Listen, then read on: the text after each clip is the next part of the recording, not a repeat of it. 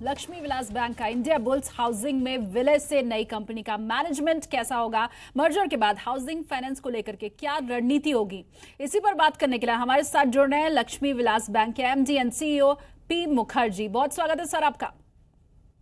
Sir, सबसे पहला सवाल मेरा यही है और मेरे ख्याल से तमाम लोग ये जानना चाहते हैं कि मर्जर के बाद जो कंपनी बन रही है उसका मैनेजमेंट स्ट्रक्चर किस तरह का होगा। सिनर्जीज काफी है। हमारा स्ट्रेंथ तो साउथ में है, उनका स्ट्रेंथ वेस्ट और नॉर्थ में है, तो क्लियरली उधर तो बेनिफिट्स है ही हमारे लिए। हमारा जाना पहचाना भी कम है इधर वेस्ट और नॉर्थ में, तो मेरे ख्याल से उनका थ्रू से ये बेनिफिट तो आना चाहिए। आप अगर बैलेंस शीट देखेंगे, हमारा स्ट्रेंथ है लाइबिलिटीज का।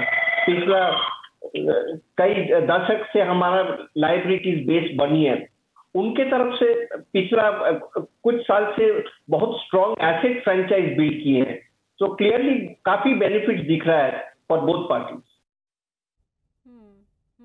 अच्छा सर, ये बताएं कि बैंक को एक बना बनाया कस्टमर बेस भी मिलेगा, साथ ही बिजनेस भी मिलेगा, तो अगर हाउसिंग फाइनेंस सेक्टर की हम बात करें तो इससे लेकर के आपकी स्ट्रैटेजी क्या है?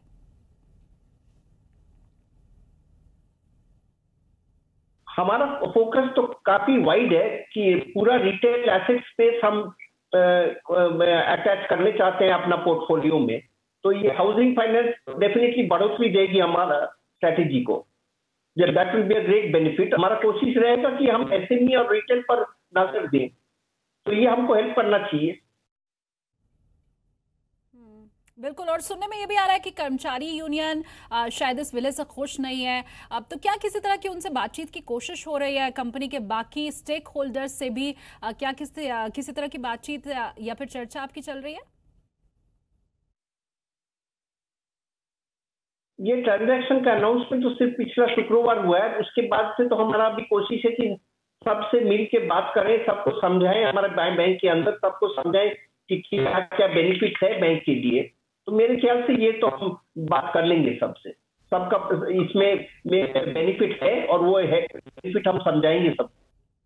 बिल्कुल बिल्कुल। एक सवाल मेरा और है कि इस मर्जर का ऐलान जिस वक्त हुआ था तो आरबीआई की ओर से एक स्टेटमेंट जारी किया गया था। इस स्टेटमेंट को आप किस तरह से देखते हैं? क्या आप ये मानते हैं कि आपके प्लान को दोबारा एक बार फिर से करने का ये एक संकेत हो सकता है? मेरे ख्याल से उतना ज्यादा इस स्टेटमेंट को इतना ज्यादा नहीं देखना चाहिए। उनका कहना है कि उनका पास अभी तक कुछ आया नहीं, वो जो सही बात है। मैं कल उसी दिन मैं कहा था कि अपना कोई प्रपोजल अभी तक आरबीआई तक गया भी नहीं है।